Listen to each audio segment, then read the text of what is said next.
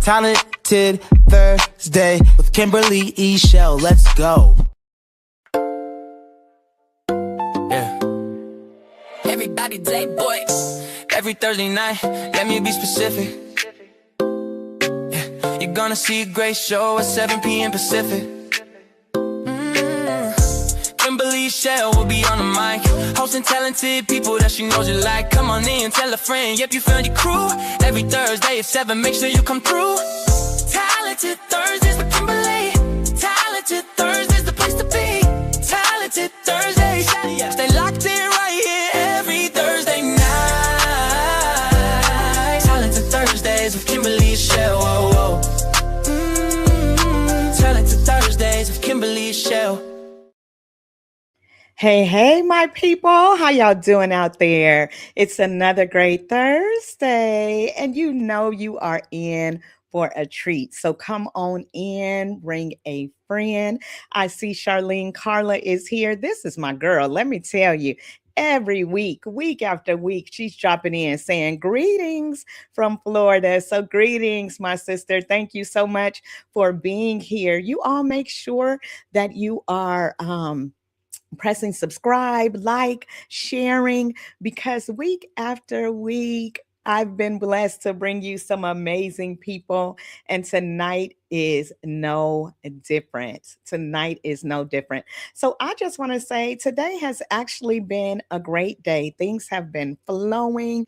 What have you all been doing out there? Go ahead and drop it in the comments. Let me know how your Thursday has been going. And again, thank you for rocking with me tonight. It means everything, okay? So again, for me, today has been pretty good. I mean, I can't complain.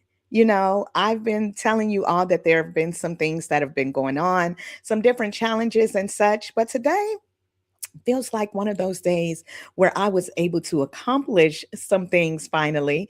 And I am so proud.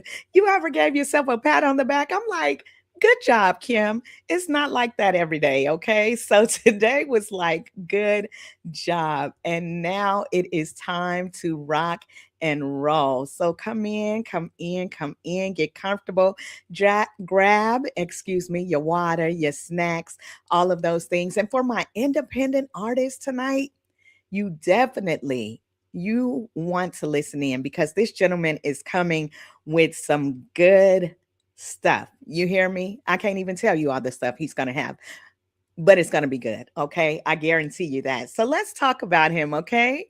Tonight's guest is a successful entrepreneur, music producer, publisher, and the founder of I&I Music Studio. He's someone who has combined his passion for music with a vision to help independent artists succeed while maintaining ownership of their creative works. In an industry that can often be confusing and challenging to navigate. If you know the entertainment industry, you know that to be true. Don Rodriguez has dedicated himself to creating opportunities for artists to learn, grow, and build sustainable careers. Through I&I Music Studio, he's helping musicians gain access to professional production, publishing knowledge, and industry guidance while encouraging them to stay true to their artistic vision. Now, you know, if you're an artist out there and you have somebody in your corner, you feel like you can do just about anything. So let me just tell you, Don is the man. So up next, get ready, y'all. Stay tuned. Join me in a conversation on music labels and the independent artists. You're watching Talented Thursdays. Stay tuned.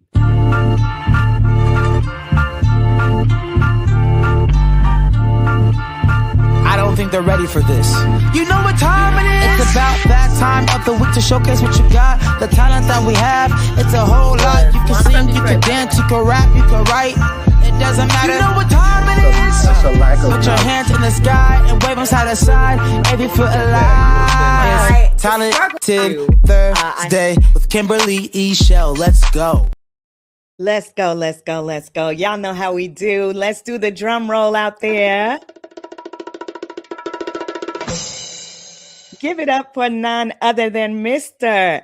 Don Rodriguez. Hey, Kimberly, how are Hello. you? I'm great. How are you tonight, Don? Wonderful. Thanks for having me on your show. Listen, your intro is fire. Man, that is so tight. You've got all your stuff Thank together. This you. is probably the best produced show I've ever been on, and I've been on more than a few. Get out of here. Do you know how you just made my heart sing? Oh my Good. goodness. Thank you. It's That well means a deserved. lot. Oh, wow. That means a lot. Sincerely. Thank you so much. I am so happy for you to be here. And I have been looking forward to tonight for sure, because I know that you come with so much experience and knowledge. And this is something that's really going to be a blessing to those who are watching and that are listening, because how often are we able to have a one-on-one with somebody who really knows the industry? Like, artists are sometimes just excited to do our art, right? But to have someone who knows what to do, that makes a huge difference. But before we dive in, Don, there is a segment here that we do, and it is called Rep Yo City. Okay, so I want you to rep your city tonight, and in repping your city, you're going to tell us where you're from and what you love about your city. Well, I'm originally from Houston, Texas, but I moved to Las Vegas, the Las Vegas area, in a one-way U-Haul about 30 years ago. And for the Wow. last 20 years, my wife and I, we moved to a little town outside of Boulder City, or outside of Las Vegas, called Boulder City, Nevada. That's where Yeah. we've lived for 20 years, and we have raised our kids. One of the best decisions we ever made. It's a beautiful little town. I've always considered it to be a small slice of Texas in Nice. Nevada. And so, yeah, I've got a shout out to our little town of Boulder City. We have a ton of great athletes here. We have a lot of retired people. The community is made up of a lot of different people, but we tend to get a lot of retired athletes, a lot of retired law Mm, enforcement, a lot of the legal representation of Las Vegas lives in Boulder City. So a right. mix of all kinds of people. Over here by the lake, home with the Hoover Dam. And yeah, really, really friendly town. That's what we're known for. Clean, Yes. green Boulder City, and we're known for our friendliness. So, yeah, if you have nothing to do on the weekends, come check out Boulder City. We're about 20 minutes southeast of Las Vegas. And there's all kinds of stuff to do here. And every weekend, we've got stuff going on. And that is so cool. I'm like around the corner, and you just made Boulder City sound really good. I need to come that way more often? It's a nice Yes. little town. Yeah, we have a population of about 16,000 people or Okay. so, and we love our high school sports. That's probably the biggest thing in town. We have 141 state championships, so we're Wow. proud of that. Yes, ma'am. So yeah, it's a great Yes. little town. Come out here and spend the weekend. It's fun.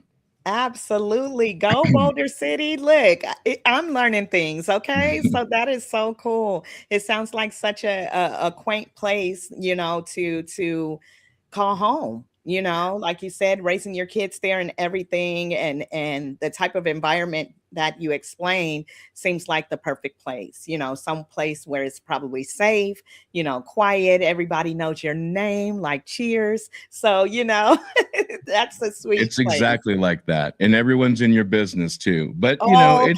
it's a good thing. It's a good thing. Yes, indeed. I love that. Being in your business, with love, with With love, love, right? Exactly. There we go. So, you weren't always in the music business, or of course, I guess I should say, I know now that you weren't always in the music business, but you were successful in the general contracting field for over a decade, I believe, as well as like real estate and things. So tell me about that period of your life. So, my parents will say that I was born singing and dancing, and I feel like I was. I'm a natural producer at heart, music and shows and movies and television and stuff like that. Nice. I'm a natural born interviewer. I like to interview people. But as a child growing up in the inner city, I really didn't believe that any of those kinds of futures were for me, right? Okay. It's just if you grow up in a certain environment, sometimes you just don't understand what opportunities might be out there for you. You know, Right. as an example, I don't think I got on a plane until I was 20 years old. Wow. So when you're growing up in a certain type of environment, if you don't get out or have the opportunities to get out and see some other things, you might miss some opportunities that are out there for you. So anyone, I would say, who's listening that finds himself in an environment, don't be down, don't be discouraged. Sometimes a change of environment is all that's needed, and then you'll shoot up like a flower. Wow. Yes, indeed. So, what was it like, to step out and become that entrepreneur? Because entrepreneurship, of course, is different than being the everyday 9 to 5 person. I just embarked on that journey myself, and it's kind of scary. You know what I'm saying? You got to figure things out. So, how did you make that work for you? It was a very long journey. I'll give Mm, my mother credit for planting the entrepreneurial seed in me. She's a hairstylist and she owned her own salon, and I nice. worked there as a child, washing and drying towels and folding towels and keeping Come the on, towels Don. stocked. Yes, ma'am. At 9 years old, I was washing and Yes. folding towels and keeping them stocked at the hair salon stations at my mom's Sweet. place. Yeah, so I definitely inherited my entrepreneurial spirit from her. Um, Maybe it's a rebellious spirit. I don't really take direction all that well. I mean, Mm-hmm. I will say that I do, but you've really, for me, I'm the kind of person that I'm not just going to take a suggestion. You really got to convince me that it's the right way to do things. So, with that Right. kind of attitude, I really didn't do that well in the professional world. I did. I kind of shot up as a young person, but I got into the entrepreneurial um, you know, era of my life, phase of my life, right after the recession, in the Mm. recession 2007.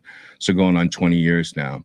Wow. And pretty much forced into it, obviously, because I was working in the engineering and real estate development industry here in Las Vegas, and the bubble burst and our Yep. floor fell out, and all work just disappeared.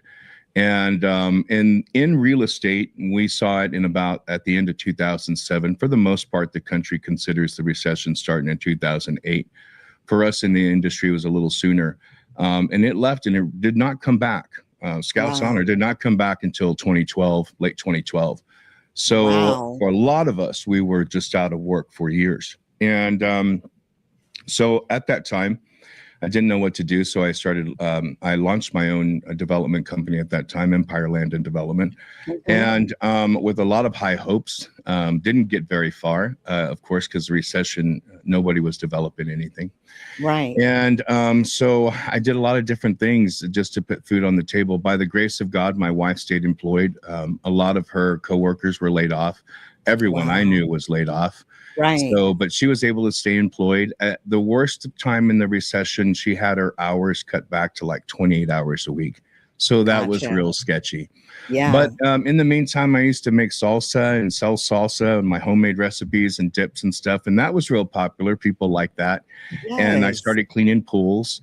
And again, anything I could do to put food on the table. And then construction and real estate development slowly started to come back in 2012. I started to get some phone calls about consulting on some development projects, which I did.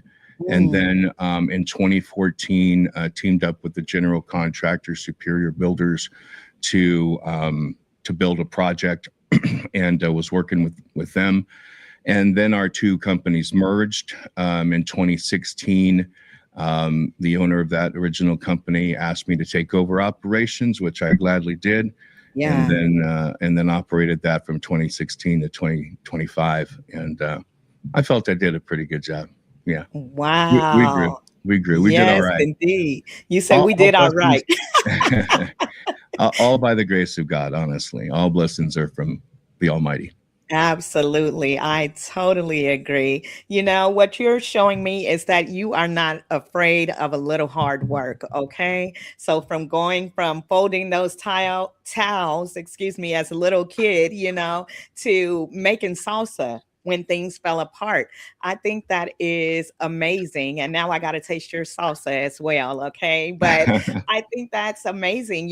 That is a go getter, someone who is not afraid that when challenges come, like you said, by the grace of God, we have so many gifts that he's given us. It's like, okay, it's time to shift. You know what I'm saying? Until that next wave comes, God will give us things to do. And so I love that you didn't stop, that you didn't let that, keep you from moving forward, but you found something to do in the meantime and the between time while you're in that trusting phase that things were going to turn around, because we believe, things will turn around.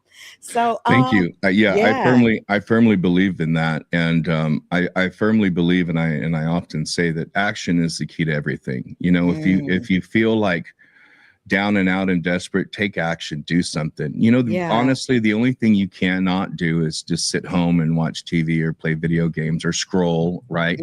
Hmm. Just take some type of action toward your goal. The smallest thing, even if it is just writing down what you want to happen in the future, even that, as small of an action as that is action Yeah. toward that future. So always take action. That's what I would say. When you feel down, even to this day, I get desperate all the time and I get nervous and I have these panic attacks, and Yeah. it's I shoot out of bed and I start doing something. It makes me feel better just to take control of something and say, okay, I'm moving in the direction I want to.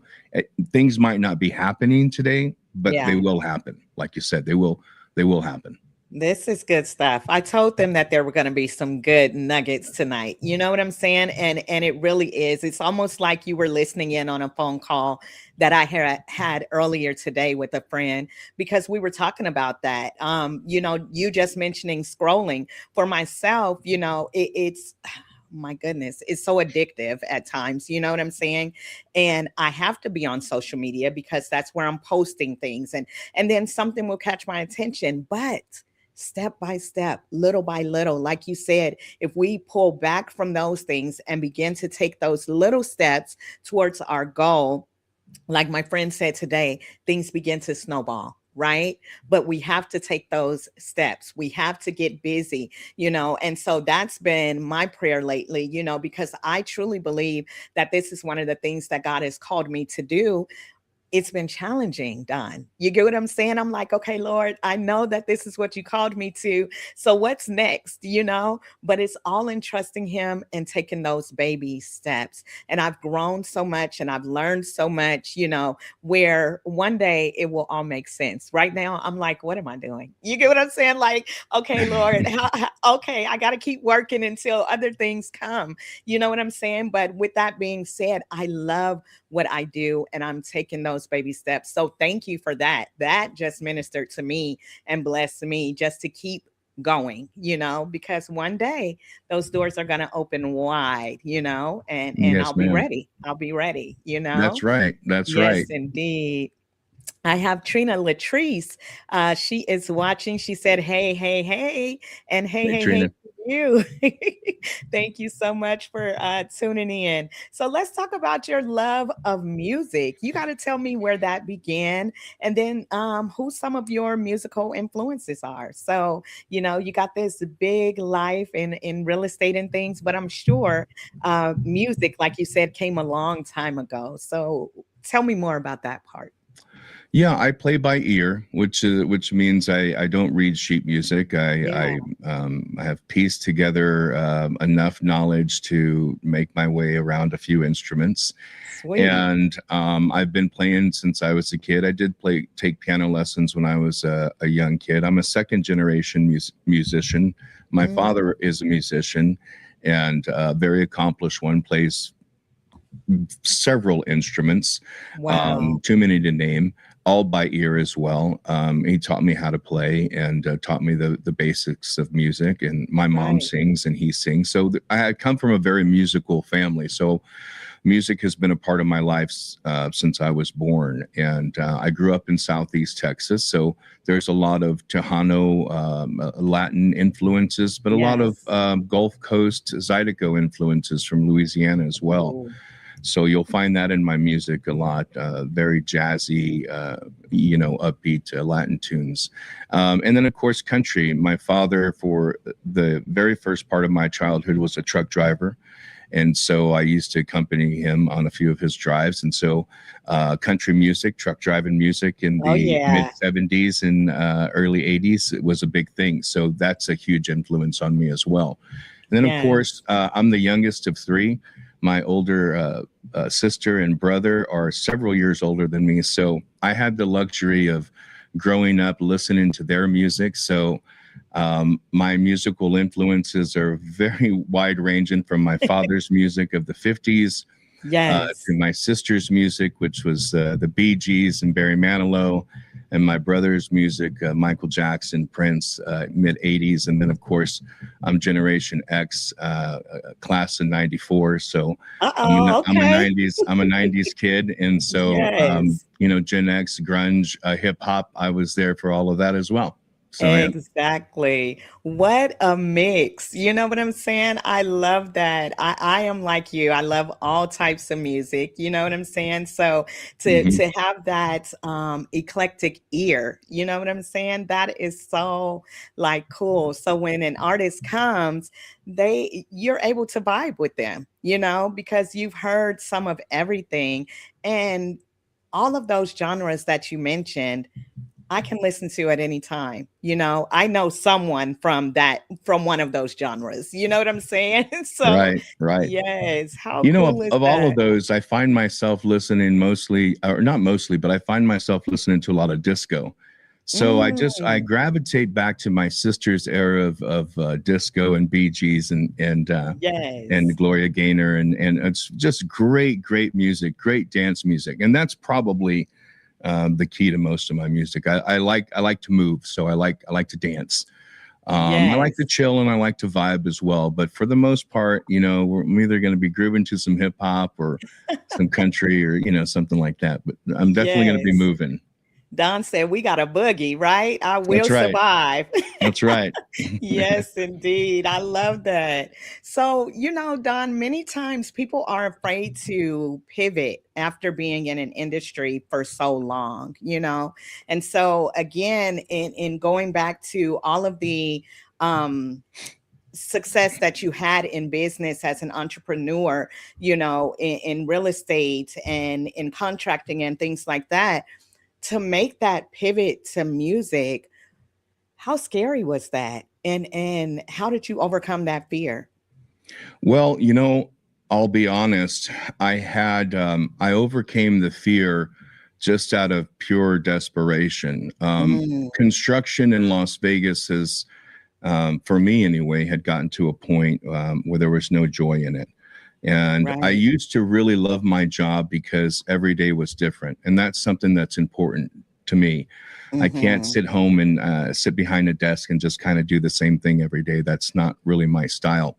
Right. And so in the early days, it was wonderful. I was working on different stuff every day and I was able to be creative.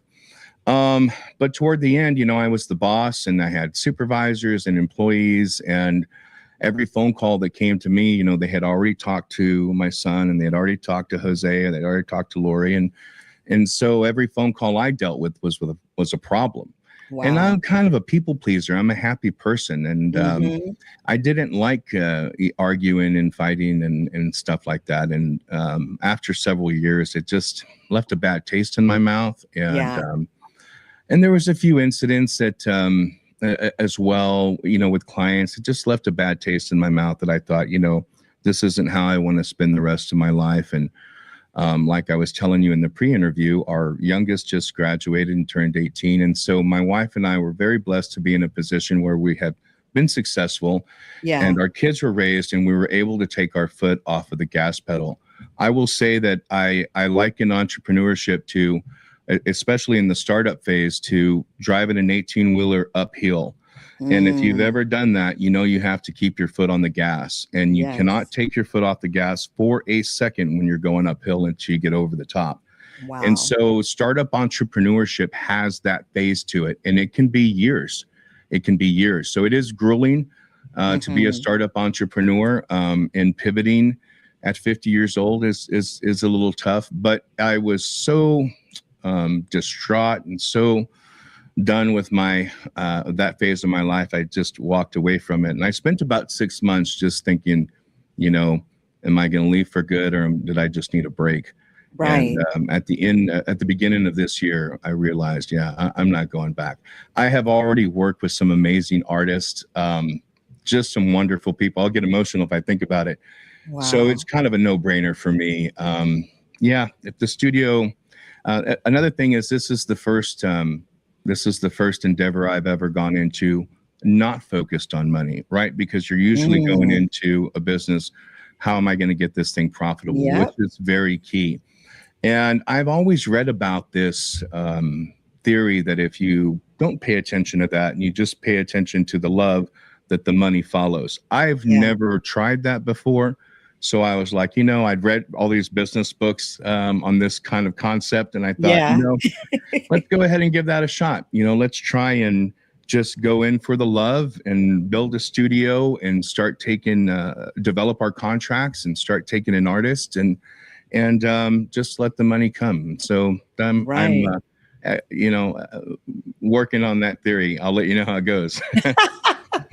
I feel you. Look, you are not alone. Michael said, I am here with you. Okay. Because I'm doing the same thing. Like I said, I'm doing it because it's what I love. I love to inspire other people. I went into it thinking of the independent artists. I've had celebrity artists as well, but I wanted people to know that things don't happen overnight. So I guess I'm living out what I wanted people to know. You get what I'm saying? Because Yes. I want artists who are up and coming to know that everyone has a story. Everyone started somewhere. And I don't care how big of an artist you see, there was something that almost made them want to give up. There was something that could have stopped them in their tracks. There was something that would have made them if it would have been one more moment, you may not have even ever known their name. You get what I'm Hmm. saying? And so with Absolutely. that being said, I'm in the same place. I'm doing this because I love people. I love to hear people's testimonies and to encourage people that you can make it. For artists, life is not always easy. That's why you hear the term starving artists, because a lot of artists are starving. They've literally walked away from things that their parents told them to do, that they thought they wanted to do, in order to make money, to now do what they really love, because that's where you find your purpose. When you're doing what you love, you will do it for free. And so here I am. I don't want to do it for free forever. However, it's where I am. And until God says otherwise, week after week after week, I am blessed to meet people such as yourself, who comes in and not only pours into my audience that's watching, but you all are pouring into me as well, you know? And so it's a blessing that way. Who knows Yes, how we're going to be fed? that's right. Yes, Well, indeed. an important thing to remember is there's a lot of work to put into it. And Mhm. Phil Knight, the founder of Nike, he has a quote about that love and that passion. And his quote, and I'm going to paraphrase, but his quote is to the effect of, you need the love, you need to have the love for what you're doing in order to endure the tough times. And Mm. I've always really felt that. There's a lot of work, whether you're baking cookies or you design wedding dresses, whatever it is you do as an entrepreneur. There's an Yes, aspect of your work that you're not going to like. There just is, because absolutely. entrepreneurship is like raising a child, and children are complex. There's a whole lot of things going on. There's Yeah. not just baking the cookies.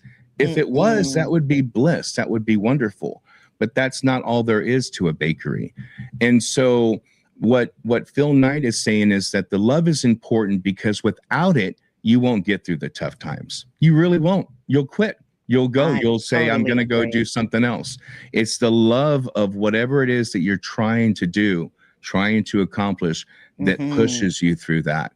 And I sincerely feel like the universe definitely tests your grit on whether Yes. you really want it or not, because every time I've gone into to start up a new business, and this is 9 and 10 for us, for my wife and I, Wow. Thank you. Yes. There's this slow trudging through quicksand, and it's really difficult. I mean, if you're Mhm. going through it, if an entrepreneur is listening, you'll relate. There's a part where you really just want to turn back and just say, you know what, just getting a job's easier, Yes, and it is. It really is. I it mean, really is. You're people are right. off, people are shocked sometimes. They'll say, what's your best advice for an entrepreneur? Get a job, go back, don't do it. But I Yes. mean, there's a lot of great things to it. I just don't be under the impression that it's easy or that it's roses or that you're going to have success overnight.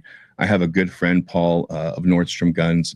Oh my gosh, he is just an inspiration to me. Perseverance, foot on the gas pedal, driving uphill for years. Sometimes it's years. So are you willing to do that? I don't know.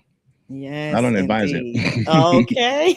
No, It's I'm not for the teasing. faint of heart, as we say, It's not. right? There's a lot of work and it's a lot of self-discipline. No one's going to wake Yes. you up. No one's going to write you up because you were Mhm. late this morning. I Exactly. promise. But if you're late this morning, that's on you. People are surprised. Part of my entrepreneur story is that Fridays were always my worst day. Everyone loves Mm. Friday as an employee. I Right. always hated Fridays. And one of my employees asked, why do you hate Fridays so much? Because as the entrepreneur, as the boss, for me, Friday was the last day of the week. And there was so much that I needed to get done. And Right. Friday morning for me was like everything that I didn't accomplish that week or that we didn't do that piles up for the following week. And it was a lot of stress. And, I'm very hopeful that this new endeavor won't be any of that because here we're just making music and we're loving each other and having fun doing it. So, Yes, indeed. So let's talk about that. You created I&I Music Studio, which is a recording studio, record label, and a music publisher for independent artists. So for those who are just hearing about I&I, tell us what your mission is. What are you all doing over there? And why do we need to know? well, my mission is to help artists be heard. That is the Yes, key to independent music right now. talk When about I it. was when I was a young person, making music was the hard part. Being in a studio like this was a dream that Mhm. was an impossibility that I didn't think would ever come true. Today, that's not the case at all. Between you and I, wherever there's at least 20 home studios. Yes. You're in Vegas, I'm in Boulder. There's at least 20 home studios between you and I. And so everyone's got a home studio. That is not today's problem. Today's problem is being heard because there's Mhm. about 120,000 songs uploaded to platforms a day. That is 1 million songs every 10 days. That is 3 million songs a month, right? So Oh if my you're an God. independent artist on an extremely aggressive schedule of one single a month, you Mhm. are one single among 3 million. If you are a more realistic schedule, but still aggressive, and any artist listening to me will agree. If you're more realistic and you have one release every 2 months, again, Mhm. that's aggressive. You're one among 6 million singles. So really the key in today's Wow. society, in today's music industry is being heard. How do you get heard? You gave me a great intro and I really loved it, but I was so Mm. nervous because you're like, he has all the answers. And I'm thinking, I have no answers. You've got answers. I mean, I guess what I would say are the answers are still the fundamentals, right? Yes. The fundamentals of business are never going to change. And that's what I would tell artists to think about their music as a product and think about their art as business. And that's why they're starving Mm. all the time. I get it. Yeah. I understand. I've had starving artists in the studio this week, right? So Okay. I understand that. But the reason that they're starving, I find a lot of times is artistic people were very creative and Yes. the creativity pops in at different times. And me I'm a music artist myself, and I'll just tell you, I have a bunch of songs up in the air unfinished. I have a musical. I don't know any artist that doesn't have a musical in their head that I'm Right, working right. on way in the back. There's a book I'd like to write. And so all this stuff kind of comes in for the creative mind. And the first thing you really need to learn how to do as an artist is how to compartmentalize all of this creativity and put it where it goes as it comes in. Because I'll be honest, you can't control your brain. Like Right. I'll get inspiration in the middle of the night. And Mm-hmm. so that's just going to happen. So the first thing for artists to do is to figure out how to categorize and organize their creative inspirations as they come in. AI Yeah. has a lot of great new tools. I happen to really like one called Notebook LM, which is great for this Mm, categorizing your thoughts and ideas into different folders. And you throw sweet. stuff in there, and Notebook LM keeps it very organized for you. That's a great tool. So that's one thing. And then the other thing is being disciplined. I mean, this isn't new, and this isn't exclusive to artists. Yeah. Being disciplined is the key to success. Waking up early, brushing your teeth, showering, working on something, going to do something. I get it. I come into this studio much later than I used to go into construction, Yeah. but still, it still takes someone, in themselves saying, all right, I gotta go do this. And I gotta stay late. I stay late all the time. Nobody needs me to stay late. So I would say one of the keys to good entrepreneurship and a successful artist is going to be that self-discipline on getting yourself Mm-hmm. to do stuff, writing lyrics, sitting down, working on a chord progression, figuring out, what that tempo should be, re-recording the piano, whatever it is. Artists know what I'm Nice. talking about. There's things you can do. And I Right. always urge, do the little things, because as you just alluded to, when your ship comes in, right, Mm-hmm. Kimberly needs to be ready. And I Yes. notice a lot of young people will say, because I have young kids, they'll say to me, well, I don't have anything to do. The only thing I got to do is this, and that only takes me 5 minutes. I would urge you, if that sounds like your child, or if that sounds like you, do those things. Yeah. Because, like you were saying, when that ship comes in, you're going to have all of that and then all these little things to do too. So, whatever's Yes. on your desk, do it. Whatever you can do today, do it. I know sometimes the future looks bleak, especially in today's economy. I get it, it's rough, Right. but stay with it, and take action. Good, good. Yes, indeed. So, is there, let me ask this question. I guess, who are some of the artists that you worked with? Because you almost got, I saw you getting a little sentimental in talking about your Well, artists. no, well, I'm just getting started. So no one's heard of anybody that I've worked with, and Hmm. hardly anything's out there yet. But I've had the great privilege of working with a phenomenal artist named Francel Garwin. And we did a 2-volume series on Christian mantras that she wrote. Mm, Beautiful. It was one of the first projects I worked on as I was full time here in the studio. And I nice. remember pinching myself thinking, this is unbelievable, that I was in such a, toxic construction, competitive environment. And now I'm in my studio listening to this beautiful music. Yes. So later this summer, those albums will be produced. I also produced a Kundalini album for a Kundalini series that we're filming right here in my studio. Kundalini Yoga, that's going to be featured on YouTube and then hopefully on some other networks as well, as if we can get that sold. Yes. And then I have my own music and a couple of artists here in the studio. Lexi is a great artist here, local Boulder City, female pop artist. She's amazing. Holly Leva, she's been on our soundstage show that I produce here at the I&I Music Studio. She's an amazing artist. Maestro Arcana, good buddy of mine named Austin. He's working on an album here. And I just had the privilege of meeting a new artist named Michael Kinna. Wow. Phenomenal artist.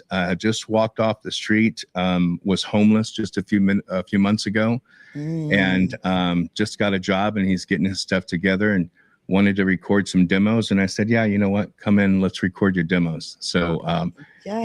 he laid down 5 original songs and just blew us away, blew everyone away. So Oh my yeah. goodness. It's all about those hidden gems. And Hmm. like you said, we don't know some of the names that you've mentioned as of yet, but these are all independent artists. You know what I'm saying? And one day we will know who they are.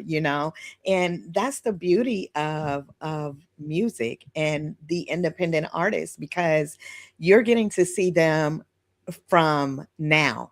So you're helping them build. So in building, what have you seen with some of your artists? How have you seen them change or grow since working with Don? Well, I've seen a mix, and it's been a short 18 months, but I've seen a mix. I'll tell you, I'll never stop being surprised how scary someone's dreams can be, you know, and I Yeah. will see more people self-sabotage or throw something in their own way or Yeah. decide, no, I'm not going to call that person, or sometimes ego, right? Lots of ego. Oh, wow. Yes. There's egos everywhere. I only record my own songs, or I don't want to work with that person. They haven't worked with anyone before. Okay. Well, neither have you, So, Right. I'm like, uh, excuse me? yeah, yeah. It just, Make that make sense, right? yeah, make that make sense. And so Yes. sometimes, I try to have compassion and grace for everyone and remember, okay, I'm experienced, I'm older, I'm kind of entering the game. My kids call me boomer, I'm a boomer. So I'm around with all these young people, like, all right, I'm the boomer. But I do try and kind of pass on these things like patience and the Yes. fundamental things, like your song is your product. And Hmm. why isn't it doing better? Well, maybe your product could be better, right? I Yeah. mean, that's what any other corporation would ask. Yeah. And so first, we've got to focus on the product. It has to be the best absolute product that it can be. Hmm. One. And then two, we've got to go out there and promote it. We've got to be willing to sing it. We've got to be willing to perform at the drop of a hat. And then one Mm. thing I find too, we need to have the legal stuff of our artwork in order. This is probably the biggest problem. Right now, we're in an industry, and the entertainment industry as a whole is clamoring for original music because there's Yeah. so many streaming platforms like Netflix, Amazon, HBO, Peacock, the list goes on and on. Right. And so all of those content providers, I mean, you think that I hear a lot of artists, and we always feel like we have it tough and it's so competitive among us and social media and all the things we do. But if we think we have it hard, I mean, think about the Amazon Primes and the Netflix. They are like battling for millions of viewers with all of these shows and Love Island and this and all kinds of stuff. And Right. all of that content requires music. The next time you watch TV, just take a moment and pay attention to the underlying music beneath the dialogue. There's Yeah. always music. And so what I find is right now we have the peak of content being consumed and created by the entertainment industry, and we have the peak of independent artistry, independent music coming Right. out as well at 100,000 songs a day. But because as artists, we don't have our act together, we don't have copyrights, we don't have our work registered with BLM or ASCAP. If we don't Right. have these things in order, then we can't put our music in front of this demand. There is a demand there. Hollywood has a huge demand for music, and Mm. independent art has a huge supply of music, but the two aren't seeing each other. And so that's Right. one of my missions as well, is to get independent artists music composed, get it on sheet music, get it registered, SoundCloud, Bandcamp, everything we possibly can do in order to get our music heard. Because again, you're going to hear me say it over and over again. Today's challenge is being heard, and that's our goal: be heard. Yes, yes. And I love that you're trying to, create a pathway for your artists. Like you said, first of all, having a great product, it is so important. The numbers that you gave us earlier, 3 million songs a month, because I grew up in the same era that you did. We were going to Tower Records or something to get, whatever dropped, and we listened to it over and over until we got the next, project.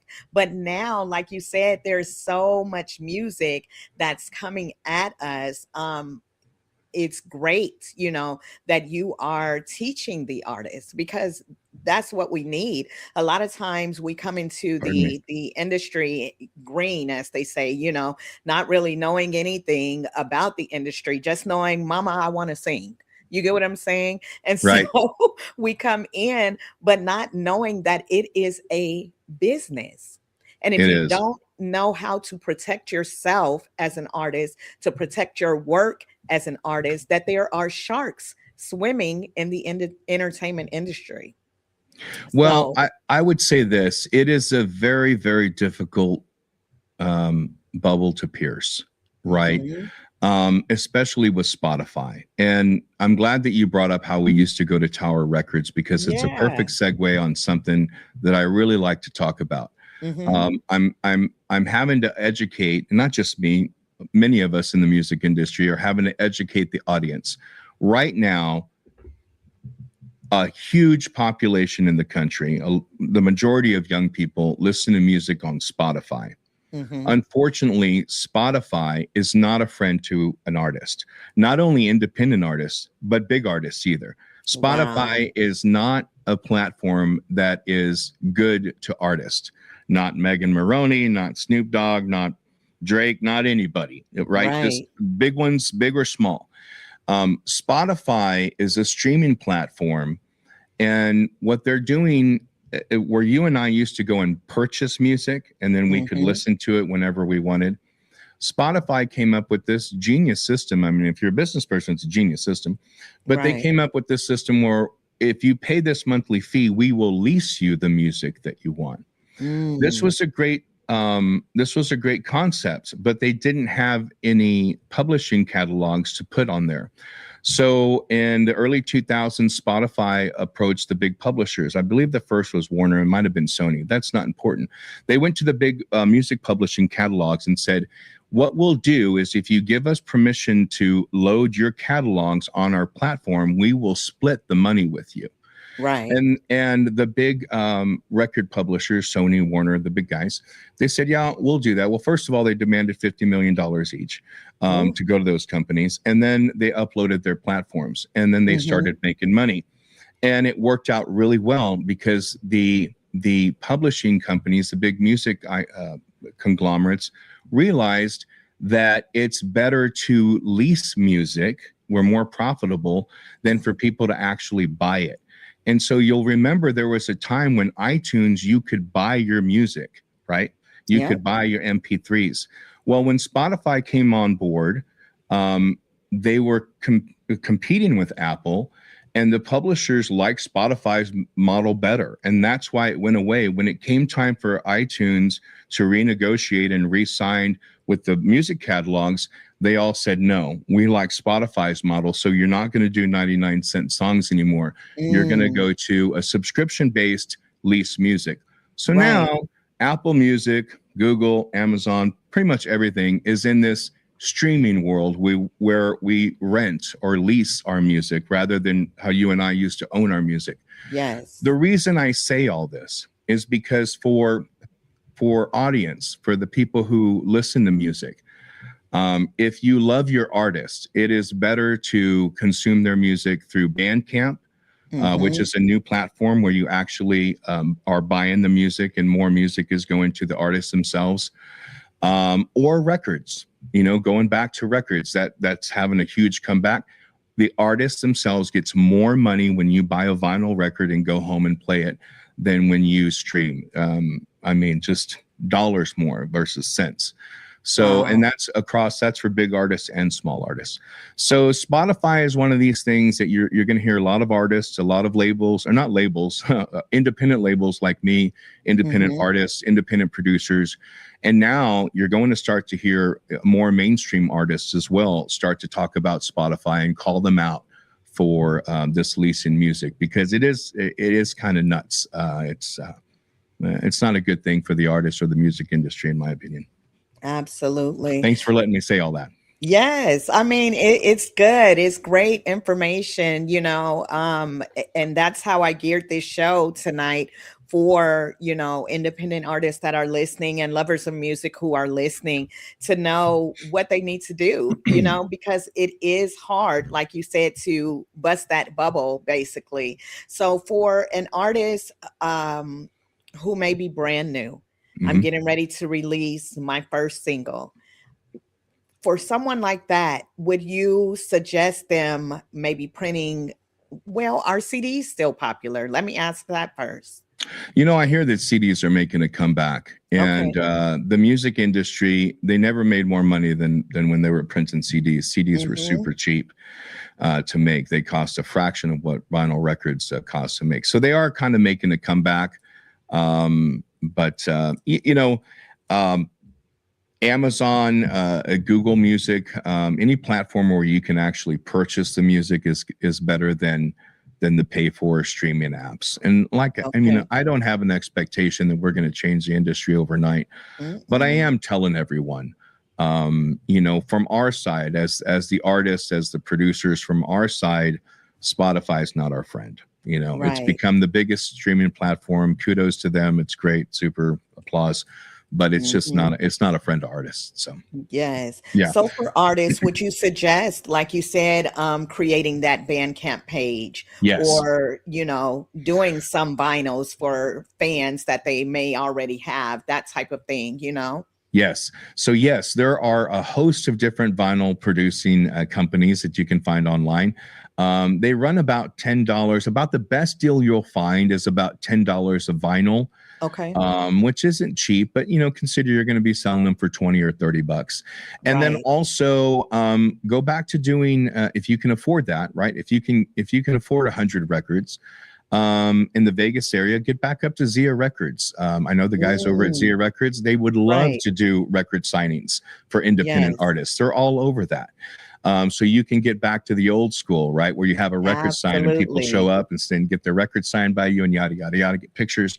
That stuff Yes. is great. On the digital end, you know, you have to have a YouTube video, right? Right now, what I'm doing in this studio, I don't know if it's wrong or right, but I'm just going Hmm. to tell you what we're doing. We kind of have this blitzkrieg approach to music that includes photography, an electronic press kit, podcasts, and music, and then the music video. I Wow. like just because there's a book called When They Zig, You Zag. And I'm a believer in this. When the world zigs, you should zag. And I've always kind of, since I read that, I'm like, I always do that. Hmm. And when we grew up, there would always be the release of the music. And months later, there'd be the release of a music video. And Right. so what I'm doing is just kind of taking that concept and I flipped it. I guess, again, I don't know if it's going to work or not. I'm just telling you what I'm Hmm. doing. Yep. So we flipped that and we released the music video first so that people are consuming the music, but they can't download it yet. And so they're getting the vibe of it and they're starting Yes. to, you know, we're growing that anticipation factor for your music. Like we used to wait on music videos. We're trying to Absolutely. create that same, you know, waiting on the song to drop. So we're releasing videos before music.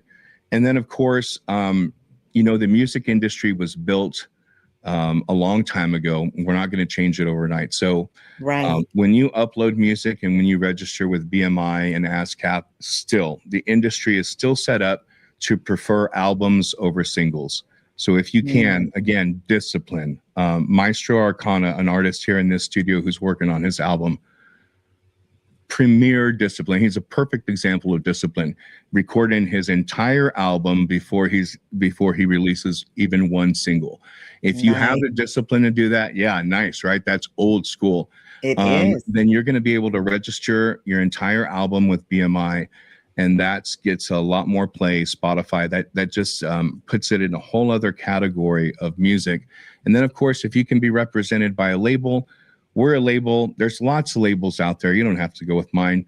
But again, that's going to it's going to isolate your music. I guess I can't find the word, but separate your music from the rest, right? Because again, we're Mhm. trying to differentiate ourselves from the 3 million songs that are uploaded every month. So to do that, we're trying whatever we can. Being associated with the label is still a big deal as well, even though you don't have to. I know that. I hear that Right. every day. I don't have to be a label. I know that. You don't have to be a label.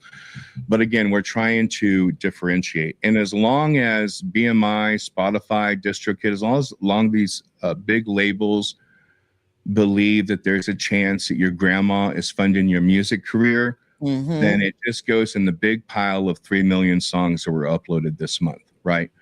And so when you're part of a label, it tells the industry that there are other music professionals that have invested their time and efforts into your music. So again, you're separating yourselves from, the sheep of all this music going up. Right. And one thing that I like about I&I, even though you said that the independent artist does not have to go with you, you take such a small percentage of what the artist makes. And I think that that's important to you, which shows that you care about the artist. When I was reading it, it's like you've created a new record contract where the artists own their own masters and publishing. And if I understand correctly, like I said, you collect just a percentage of that. And so why was that important to you, in the whole scheme of things? You could be that record label that's like, we want a big chunk of this, but you want the artists to own their masters in the end. And that is important.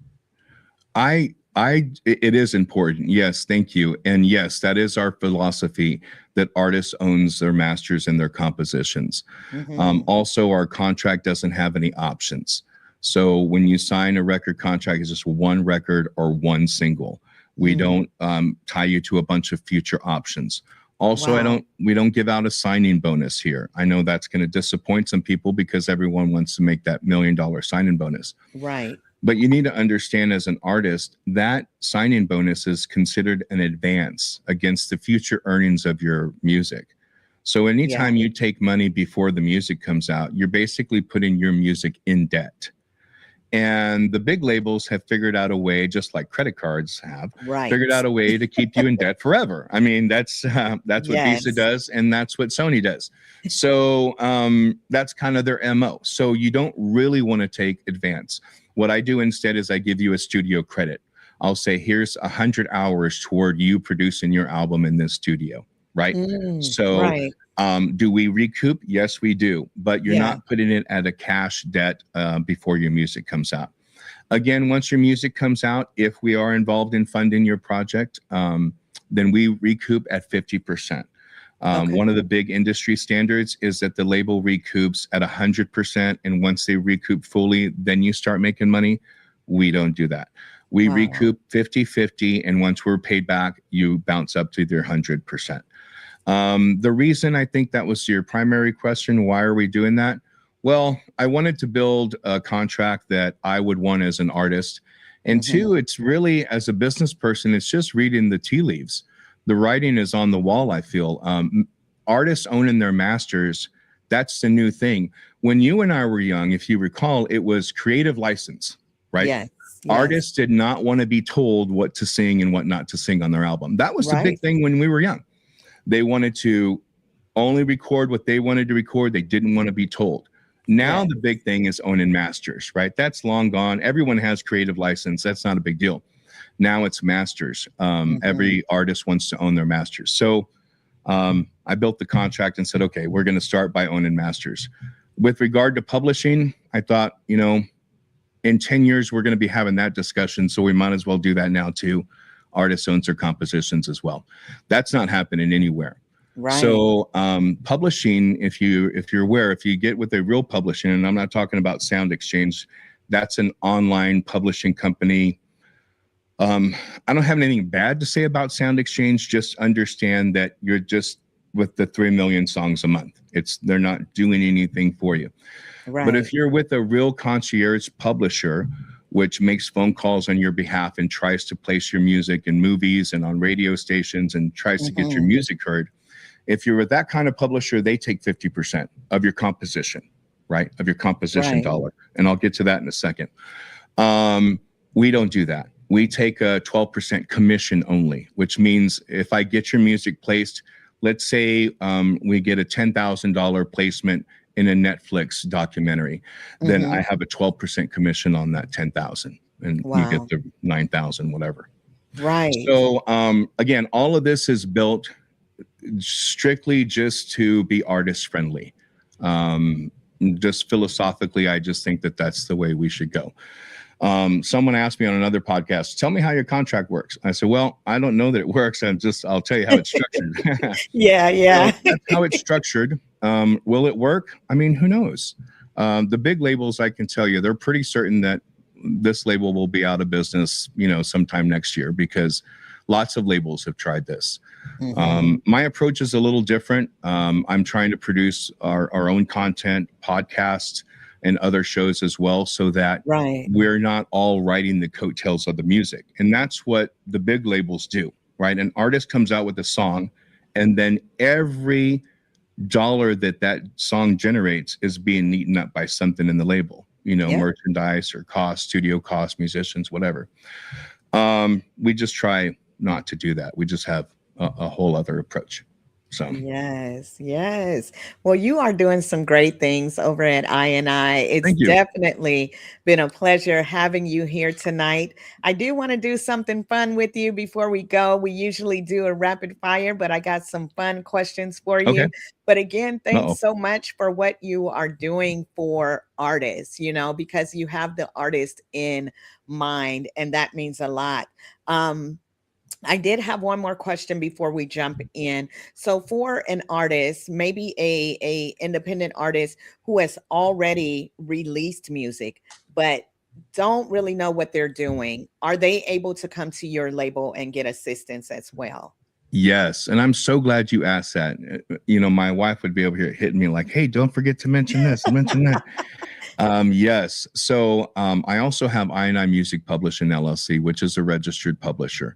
So Mm, if you need a concierge publisher, if you want to be part of a publishing agency, I'm right. building that right now. I'm calling it the Las Vegas Catalog of Independent Artists, and I have free Mm, onboarding. So if you've already released music, it is free to join my publishing company. Again, I'm just trying to nice. build a catalog.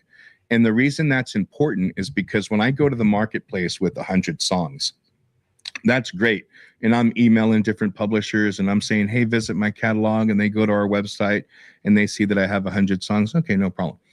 When we get to 1,000, 2,000, five Yeah. thousand songs, now the phone calls that I'm making, they're starting to be taken seriously, right? Hmm. So if you're listening and you're an artist, you might think, publisher, no big deal.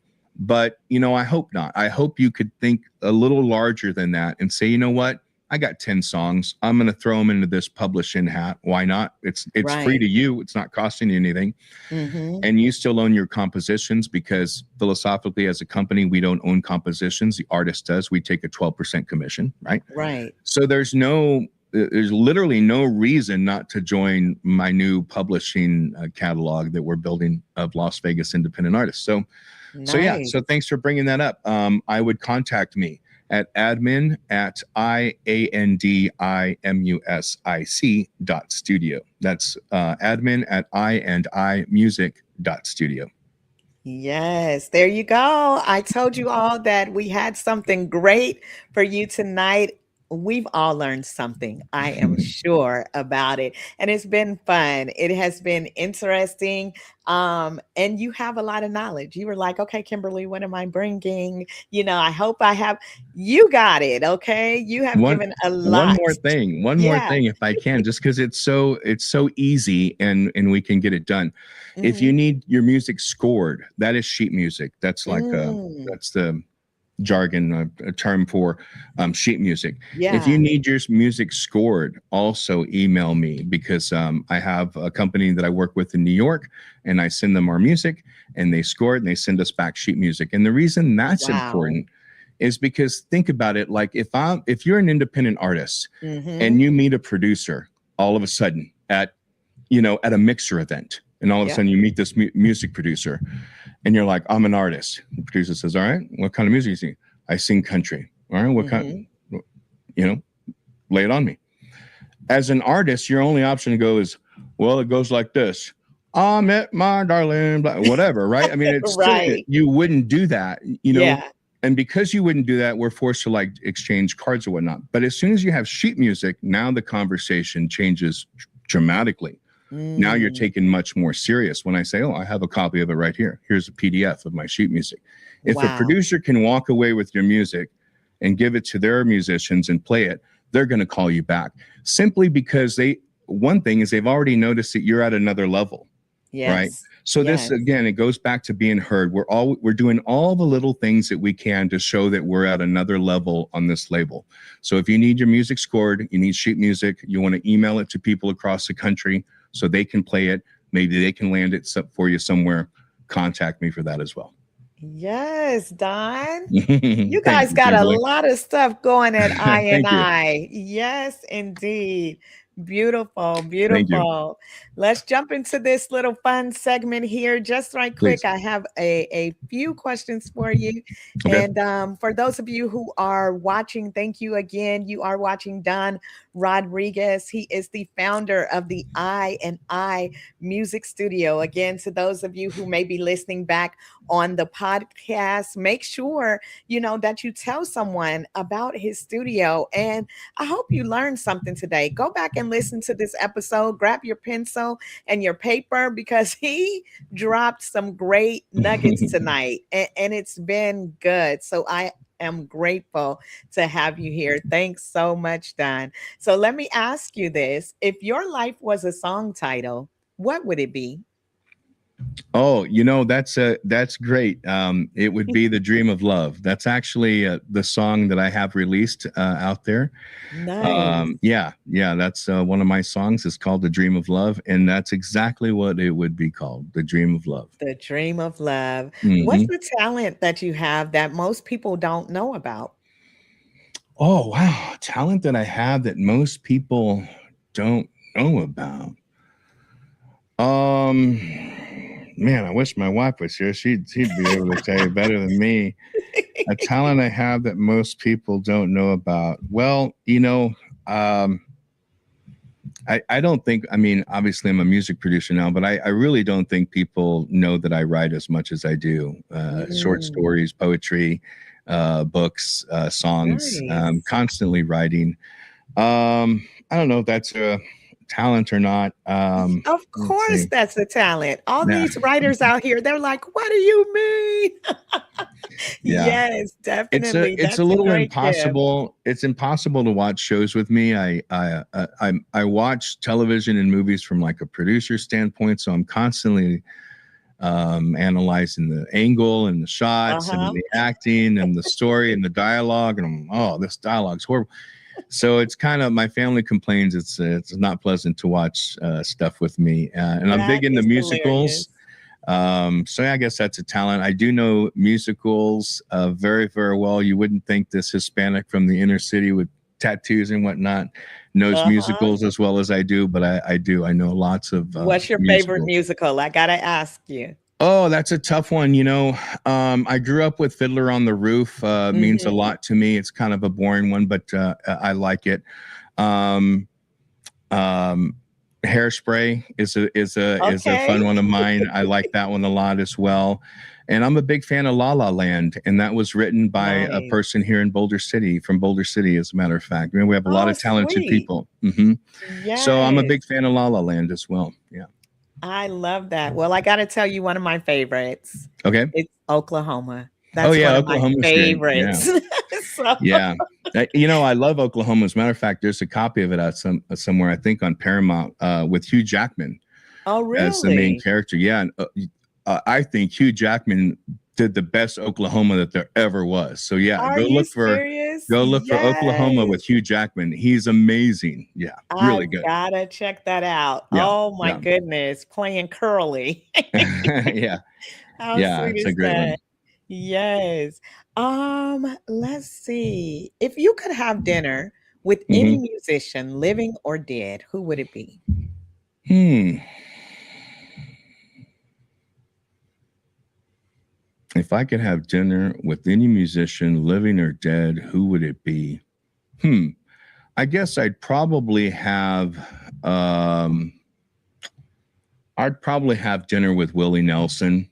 Probably Mm, seems like the most interesting to me. I'd want to sit down with someone who's been around a lot of corners, been mhm. around the block quite a few times, Right. and in the music industry, in and out. Chris Stapleton would probably be high on that list too. Mhm.